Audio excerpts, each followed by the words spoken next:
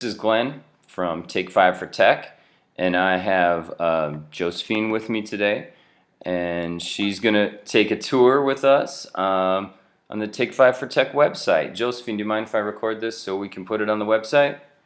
No, it'll be great. Okay, thank you. So here, you're following my screen. We're using Google Hangouts, and she's going to join us on this tour of the website.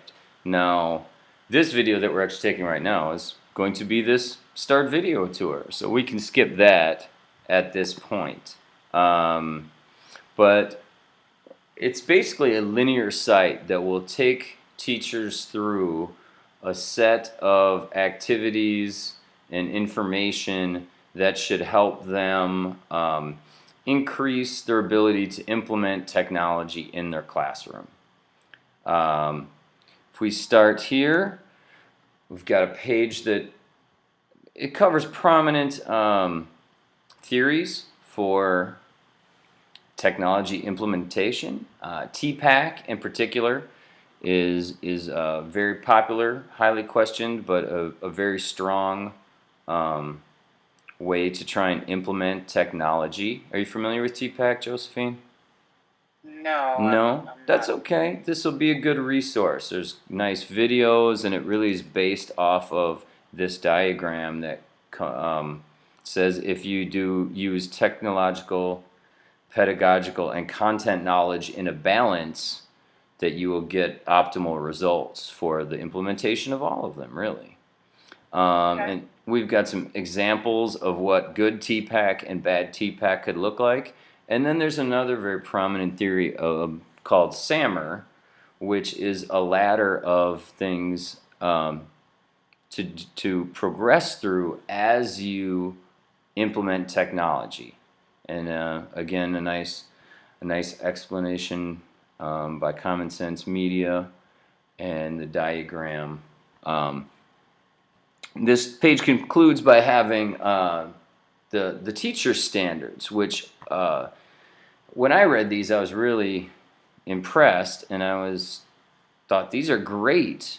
And not only are they great, they're a great way to realize just even what I could be doing in the classroom. So the hopes are that teachers will come here, they will say, oh, I could customize and personalize learning activities by using technology. Yeah, that'd be a great option. Let's try that.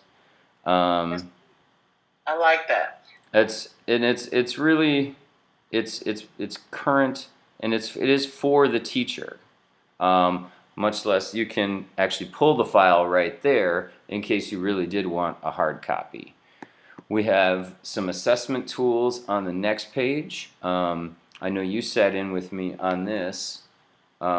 We put together a needs assessment Yes. for technology, what people use, how they use it, their comfort level in using it, and we will actually revisit this a little bit later in the resources part. I'm not sure I shared this with you yet, though. There's this great tech locator. Basically, it's a self-assessment for teachers to take that allows them to kind of see where they stand currently with implementing technology.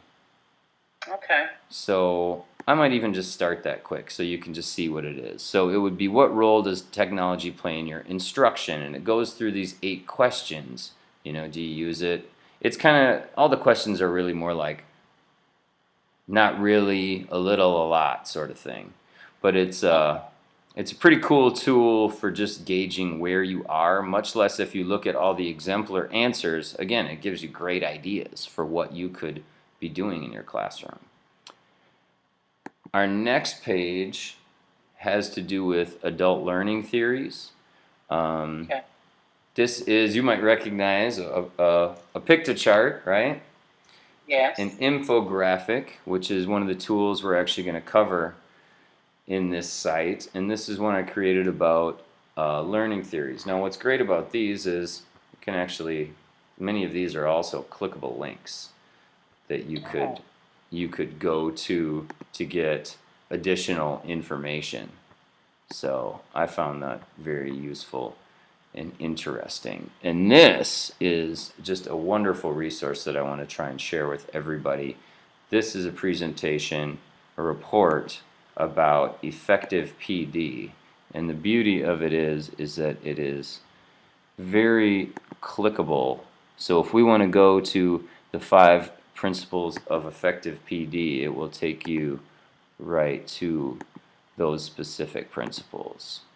That's nice. It is That's kind of fun. too? This one is, no, that was actually created by the Center for Public Education. So again, that one can even be downloaded right here. We're going to have to keep going. Here's some objectives for this basically online PD. I'm not going to read them out, but we've got 4 very specific objectives and some additional goals, which takes us to the next section of goal setting. Again, it's kind of a linear site where I want people to just go through and find out as they go through things what they can best use to improve their teaching practice and implementation of technology. So I created a Padlet here where people could just kind of slap goals on there, and I figured in one of our TPLC meetings we could revisit this and see what people are interested in learning. That's nice. I like that. Great sharing tool. Yeah, because then they feel like they have some ownership over what's happening at our school or in this site. If we move along, we have the technology speed dating. Now this is going to be an opportunity for teachers to come and just try out or see what these sites could do in their classroom. We've got Plickers, Kahoot, Pictochart, and Symbaloo, and I feel like eventually we could expand this well beyond even just those 4 apps, or programs, but through any number of resources. Our personal learning network page is to encourage teachers to use some of these social media resources as ways to improve their practice in teaching. Do you use any of these or any in particular, Josephine? I use Pinterest a lot. Pinterest? Yeah, that's a good one. I really like Twitter lately. Twitter's definitely my favorite. But Pinterest, you can find just amazing things. So I'm really hoping we can encourage the staff to use these type of resources, because I don't think they really do at this point. So our TPLC helped create that needs assessment, and these are actually the results of that needs assessment, and it also includes an explanation of the process that we went through when we created that. And then here are some of the specific statistics that we got out of that. Here is our TPLC page with myself, you, and Lynetta. So it's nice to have a team to collaborate on and bounce things off of. It's got little bios of what kind of stuff we like to use and what we're interested for our own personal learning networks. And that's bringing us close to the end. You can actually reach out to us by contacting us. I've got our Twitter post here, about to blast our page out there, and otherwise they can just contact us directly through the email. Now, and throughout the page, I'm encouraging people to add things onto our blog, so you can add submissions onto the blog. I see you dropped something on here about Kahoot. Excellent. I know you use Kahoot on a regular basis, and the kids just love it. Yes, they do. So that's great to see this getting use, and we're going to see that other people also contribute or ask questions. So we've also got the Symbaloo here. I'm not going to do a lot of detail on the Symbaloo because I'm actually covering that in one of our other videos, but that's a great resource. And then this video will eventually end up on this page, which is the Take 5 for Tech tutorials list. So that page will be where this video finds its home, and that's pretty much it. At the end there is a teaching guide really just explaining the intentions of the site, how best the site could be used, and really some of the rationale and that of why this why I thought this site would be necessary at our school.